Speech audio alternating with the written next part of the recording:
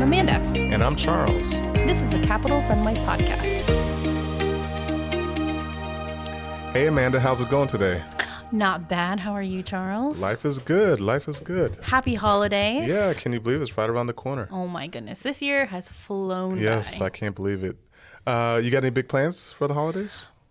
I think I will be spending, Thanksgiving with some family up in New Jersey. Okay. And then for Christmas in maybe the Philly area, my mom is renting a place nearby and we'll all be there, including my brand new nephew. So we are very excited about that. Great. Yeah, so I'll be here with my family. They all live locally. Okay. So that's nice. So I'll be home, just get in the car and go. Yeah. Yeah, so definitely looking forward to like this downtime. Yeah, for sure. I mean, I can't wait. Yes. Good food, good family. After the holiday, you got to bring in the leftovers. There will be no leftovers. Those get eaten very quickly in my house. Well, I know where you live, so I can come on over. So who are we chatting with today, speaking of the holidays? Yeah, so today we have Lisa Farbstein from TSA. She's going to give us some travel tips to get ready for the holiday season. Yes. She is one of the many spokespeople for TSA. I think she reps the East Coast. So really looking forward to what she has to say. And I know she has some really great tips to share. Yep, let's get to it. Lisa, how are you today? Excellent. Thanks for joining us. Thank you. Yeah, ready to rock and roll and hit the airways. Yes. Why don't you just tell us a little bit about yourself and how long you've been with TSA and kind of your journey to get there? My journey to get there. So I've worked at TSA as a spokesperson for 12 years. And prior to that, I was director of media relations at the Metro system. So Metro Bus, Metro Rail, Metro Access, Metro Transit Police. And I really enjoyed working with Metro Transit Police. And so when I heard that there was an opening at TSA, I applied. And you're based out of the DISI office? Right. So we have about 8 spokespeople scattered around the country, and everybody's responsible for different states. So the states that I'm responsible for include New York, New Jersey, Pennsylvania, Maryland, Delaware, Virginia, and West Virginia. And so I have 7 of the biggest airports in the country. Yeah. On the bright side, they're, thank goodness, all in the same time zone. Some of my colleagues stretch a few time zones. And, of course, when we get a media inquiry, it helps, when you know where they're calling from. And then we rotate and go on call. So we take a week at a time, and we get to go on call for the whole country. So it's very funny when somebody calls and notifies us and they have a question and they, whatever it is. What's going on at the airport? Well, who are you and where are you calling from? Fortunately, that is not something very common. We don't get a lot of overnight calls. Yeah. TSA is really known for its humor online, not just its main channel. I personally love dad jokes and its puns. What is the process like when it comes to developing content and delivering information? Well, we have a very active social media team, and they are definitely the kings and queens of puns. It is incredible how they can come up with something, and it is a team effort. Mm-hmm. They do brainstorm, and they look at the calendar. They look at what special days of the week are coming up, a special holiday that nobody ever heard of. I don't know, National Pretzel Day, and they will come up with something. And they're always on the lookout for videos and photos of unusual things that happen. And the spokespeople will send them some of the more unusual things as we come across them, but they're trolling online as well. And the social media team also, we have a team called @AskTSA. So if people have questions, they can tweet the questions to @AskTSA, and they'll respond. And they don't usually make too many jokes when they're responding to inquiries. Is it a separate team that manages that, or? So they're under our strategic communications department as the media team. So we work hand in hand with them. So they are the social media team, and I work in the media relations team. Great. Now, with that said, I also do tweeting, right, or Xing, whatever one calls it these days. And so I am very sarcastic as well, and I do that because I am hoping to get more followers, right? And often that works. So when the Barbie craze came out, I bought my very first Barbie, and I started taking it to airports, and I think probably one of the first airports I took her to was at Ronald Reagan National Airport, and had it, being introduced to the TSA canines or TSA officers who were sharing tips with Barbie. And so that was just an attempt to be trendy. Yeah, I remember that. That was really fun. Diving into holiday travel, what is TSA expecting this holiday travel season to be like? So we're expecting a very busy holiday season. This year we have seen record numbers of people flying. It's not unusual to see 2.5, 2.6, 2.7 million people flying per day across the country. And that's a lot of people to go through security checkpoints. And we always advise people to get to the airport early. I mean, really, truly, if there's one thing you can do to make your trip go smoothly through a checkpoint is get to the airport early, especially around holiday travel season, whether that's Thanksgiving or Christmas, July 4th, Memorial Day, whatever holiday it is. But the busiest time of year, again, is typically the Thanksgiving holiday. And so people will start to travel the Thursday and Friday before Thanksgiving week. And it will start to be crowded. And you have to remember, you're not the only one traveling for the holiday. So when we say get to the airport 2 hours early, there's a reason for that, or 3 hours early for our international flight. There's going to be more traffic on the roadways leading to the airport. It's going to be more challenging. So I know you can reserve parking at both airports, whether you're flying out of Dulles or Reagan National, and I'd say absolutely do it. Do it, do it, do it. It will save you so much anxiety. And so it'll take you a little longer to park. If you're returning a rental car, it'll take you a little longer to return the rental car. Then you're going to have to get into the terminal. And there will be lines everywhere, from water fountains to the coffee shop to, of course, the check-in counters. Yeah. That's all before you even get to the checkpoint. And now you're talking about people who might not travel but maybe once a year to see their families. So you're going to see seniors who are going to be moving a little slowly. You're going to see parents with kids in strollers. They're going to be moving even slower. And so you want to keep all of that in mind.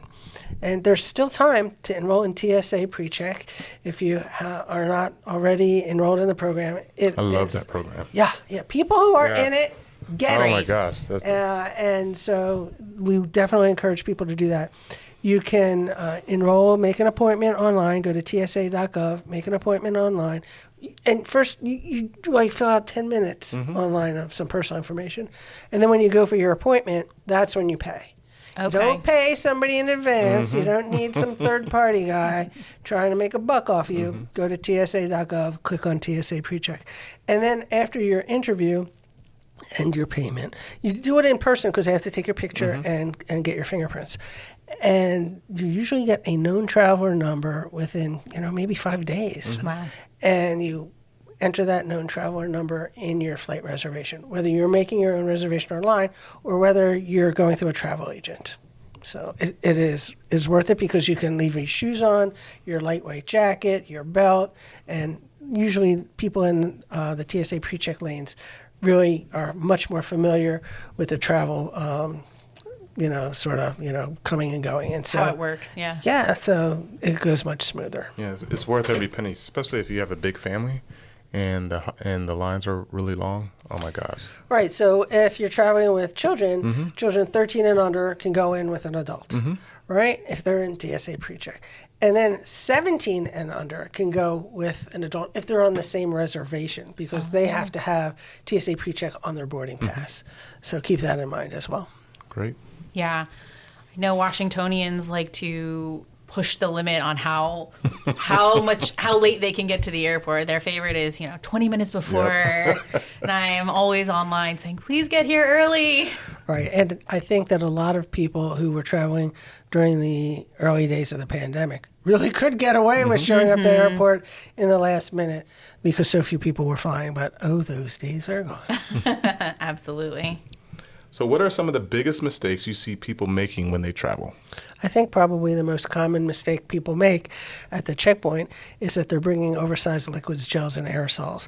So if you can spill it, spread it, spray it, pump it, or pour it, then it needs to be 3.4 ounces or smaller and fit in a 1 quart-sized bag, 1 bag per person. We call that the 3-1-1 rule. 3.4 ounces, 1 quart-sized bag, 1 bag per person. And you're like, okay, Lisa, Where you pull in 3.4 ounces from. Well, that's 100 milliliters, and that's the international standard. So people think, why 3.4? It's the international standard, and that's why. But we see people bringing beverages, whether that is an early morning energy drink or that cup of coffee, or whether it's a bottle of water because everybody wants to stay hydrated. And so we see lots of people bringing liquids, gels, and aerosols. But that also includes things like hair gel, peanut butter, maple syrup, so some food items as well.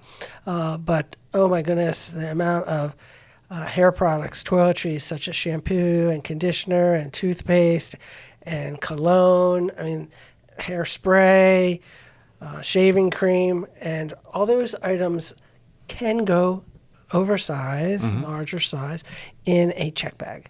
So consider if you really like to travel with your large shampoos and the like, then just put it in a check bag and you're good to go.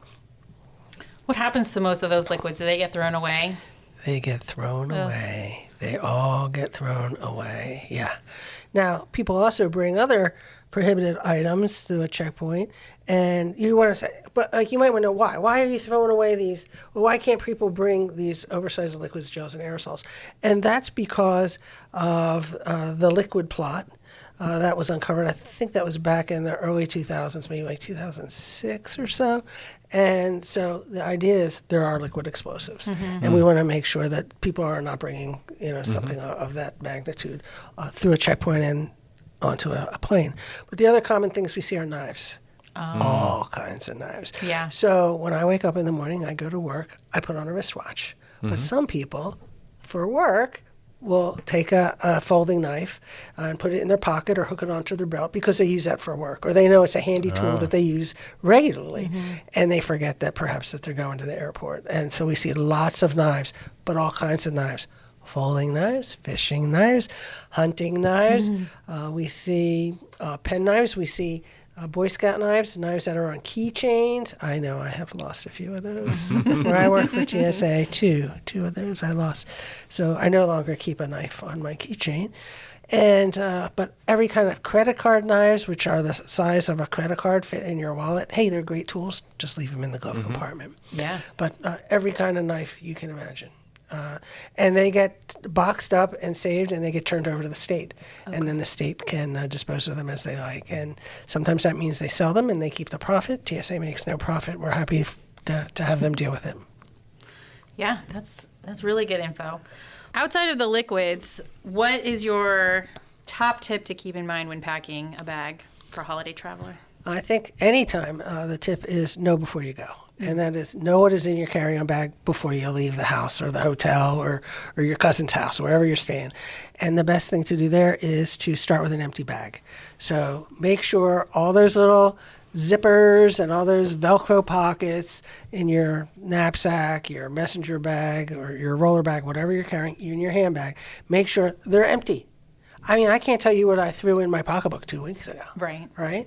So for all I know, I threw something in there that, would be prohibited at an airport. So definitely start with an empty bag and pack from there. And pack your own bag. Because we do hear oftentimes, oh, my wife packed my bag for me. Oh, my husband packed my bag for me. And so you really want to throw your relative under the bus, go right ahead. But this is why you should be packing it yourself. All right, what are some resources people can reach out to if they have questions on what they can and can't bring with them? So there are several ways people can find out where to pack an item, whether it should be packed in a carry-on bag, a check bag, either, or sometimes neither. And so one of my favorites is first you go to the website, tsa.gov. In the upper right-hand corner, it says, Can I Bring? You click on that, you type in the item, lets you know right away how you should be packing it, if at all. And then we have a free downloadable app, and it's called My TSA, and it has that same great feature, Can I Bring? So even if you are in another country and you're shopping for souvenirs, or if you're in this country, whatever, shopping for souvenirs, and you want to know, if I buy that, where am I going to pack it? Then you can look that up right away. Whatever time zone you're in, whether it's early in the morning or late at night. And so that's a fun game to play with your friends too. If you get restless and you're on the plane, you just you can ask them, hey, where do you think you should pack this item or that item? And then of course we are again active on social media, so you can tweet us your question to @AskTSA. You can tweet us or ask us via Facebook Messenger, or you can text your question to us as well @AskTSA. Yeah, and you guys are very responsive on social media, I've noticed. Yeah. Oh, yeah. We have got a great social media team, as we touched on a little earlier, and they're happy to help. And that's all they want to do is be helpful. Yeah. To kind of bring it back a little bit more local, both DCA and Dulles have gone through some big changes these past few years. And, what advice do you have for someone who might not be familiar with how those changes have kind of played out? Specifically with the new checkpoints at DCA and kind of how National Hall is a little different than it was before. So especially at DCA, if you haven't flown out of the airport since the new checkpoints have opened, you want to get there again, give yourself an extra 10 minutes and really look around. So there are 2 huge checkpoints, and you just, you can get to them no matter which door you enter into the terminal. Wherever your airline counter is, you can always get to one of the checkpoints. And you just want to make sure you're getting in the right line. And that's key. So if you're in TSA pre-check, you want to look for the signs that will guide you to TSA pre-check lane. And if you're, we call a standard passenger, which means you're not in TSA pre-check, you want to look for the signs that will, direct you to those lanes as well. They're very bright checkpoints. One of my favorite features that you all have installed is tinted glass that tints as the sun changes. Yeah. So it's never going to be really too hot in there. It's bright and it's pretty comfortable. What are some of the crazier items you've seen people try to bring through TSA? Crazier items. Or most interesting? Most interesting, crazy. Let's see. So, I do recall there was a time where not too long ago, maybe within the last year or so, that somebody tried to bring their boa constrictor through, and it went through the X-ray machine. Oh my gosh! Oh my gosh! You betcha! Oh my gosh! And so the TSA officer couldn't tell what it was, and so they asked the passenger, "What is this?" before they opened it, and they said the individual was a woman, and she said that it was her service animal. It was her pet boa constrictor, pet service animal, whatever. And the TSA officer notified the airline before anything got any further along, and then the airline would not let her bring it on board the flight. Wasn't there a movie called Snakes on the Plane? Snakes not on a plane. So we do see stuff like that. We see people who accidentally put their dogs and cats through the X-ray machine. They are in these carry-on bags, that have holes in them so that the pet can breathe.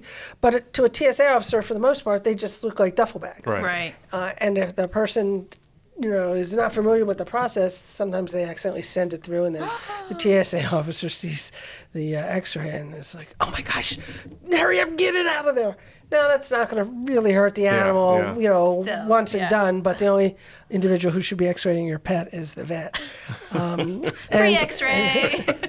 So what happens is when you do have your pet and it's in a carry-on, you're bringing that pet onto the plane, is you take your pet out of the carrying case. And so in the case of a dog, you would carry your dog through, or if it's on the leash, you walk it through the metal detector. They're going to swab your hands, and they might have to do a little pat down on the pet, like around the collar area or the vest, if indeed the dog triggers an alarm at the walk-through metal detector.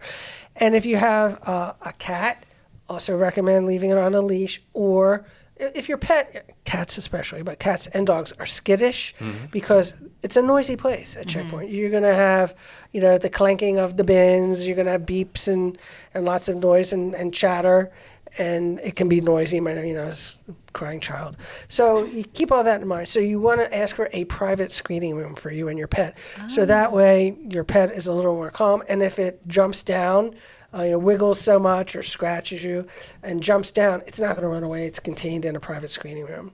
And meanwhile, they're going to be screening the carrier because, if you have a blanket or something, the whole idea is just to make sure there's not anything that is prohibited that is being concealed somewhere in the carry case. And that's why we screen that carry case as well.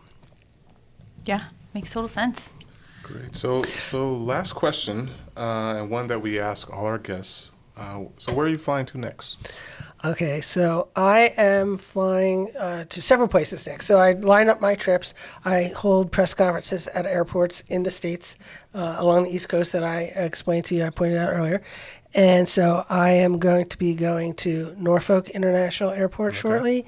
And after that, I'm going to be going to Pittsburgh International Airport.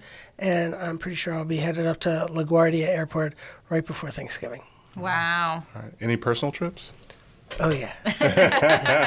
So my next big personal trip will be to Vietnam. I'm going to Vietnam with my college roommate. We're going for 2 weeks in January. Nice. Oh, that'll be so fun. Yeah, it'll be great. Awesome. Well, do you have any final thoughts before we wrap up? So I also want to mention that sometimes people accidentally leave things behind at the checkpoint. And then they, of course, don't know where they leave it. Yeah, believe it or not, I left my wallet at the checkpoint one day. Yeah. Yeah. That's nothing. That's common. That's common. So they don't think that TSA has a lost and found program, but we really do. So if you think that you have lost something and it's possibly item was left behind at a checkpoint, then contact us. Go to our website, tsa.gov, and you just type in the search bar for lost and found. You'll get a page with all the states. You click on your state, and then it will let you know how to get in contact with somebody at that airport. So common things people leave behind include, this should be no surprise, keys, wallets, ID, license, phones, passports. We're seeing a lot of people still bringing vaccination cards, COVID vaccination cards. We never even ask for vaccination cards. Never have, right? But people will leave that behind. And belts, because people have to take off their belts. And in the winter, you see hats, gloves, scarves, jackets, coats. And that's because, once you're at the airport, you're not thinking it's cold. So you might accidentally leave that behind. We have some new technology at the airport. They're called computed tomography scanners at the checkpoint, and you're allowed to leave your electronics inside your carry-on bags if the airport has that equipment. And so, thank goodness, we're seeing far fewer people leave their laptops. I have seen people leave grills, that thing, that gold that covers your teeth. We see people leaving CPAP machines, full roller bags, full backpacks that they just completely forgot about. Canes, because if they're being pushed in a wheelchair by somebody, that individual maybe forgot to get the cane off of the conveyor belt. Other common things include glasses, both prescription glasses and sunglasses, and all kinds of hats, whether it's Commanders, Nationals, Capitals, all types of hats as well. And we just really, really want to reunite people with their lost items. And that's what they're focused about. That's true customer service. I have news for you. They catalog every item that somebody's left behind. And so even every kind of wire and cord for laptops and phones and the like, every kind of earpod, the AirPods, everything. Has anyone left their child at TSA before? Yeah, but usually they come back for that. Usually, Dad comes back looking a little sheepish. My favorite lost and found item that I ever saw was a child's portable porta potty. That was claimed, and it was clean. Okay, it was clean. That's key. But always be prepared for those kid accidents. Right. I mean, keep in mind this as well, is that somebody might leave something behind that is a very high value item. And by that, I say like a phone. But to the parent who has a screaming child because they left a, 6-year-old, dirty, torn up stuffed animal, that parent finds that to be just as valuable as the phone. Absolutely. Yeah. Those stuffies are invaluable. They're got priceless. You got it. Great. Well, that's all we have for you. Yeah, thanks for joining us. This has been a really great conversation. Yeah. And happy holidays. Happy holidays. Get to the airport early. We don't travel to escape life. We travel so life doesn't escape us. We dream of a place anywhere in the world. And in the blink of an eye, we're there. That's the wonder of flight. All you have to decide is, where to? Dulles International Airport. Let your imagination soar. Book your adventure today at flydulles.com/nonstop. So that was a cool conversation. Wasn't it? Yeah, I learned a lot A lot of good travel tips that I'm going to definitely utilize. Yeah, you can tell she has had to repeat some of these travel tips multiple times, so she's very familiar. She's a great resource for info online, too. And I was one of those who one day left her wallet at the checkpoint, so I had to rush back and get it. I actually did it twice, believe it or not. Oh, my goodness. The last time, that the plane actually pulled back up to the gate so they could... They came back? Yeah. Wow. And they gave him my wallet through the window. Oh, my gosh. That's rare. Once that plane's gone, they don't come back usually. I was so thankful. Wow. That's like a holiday miracle. Yeah. Well, thank you, everyone, for tuning in. We hope you have a wonderful holiday travel season. As always, if you have questions for us, you can reach out at info@thecapitalrunway.com. Yeah, and if anyone is interested in following Lisa, you can follow her at TSA_Northeast on Twitter or X, however you want to say it. Again, that's at TSA_Northeast. And that's all one word. And we'll have that info for you in the show notes. And we'll talk to you later. And that's a wrap.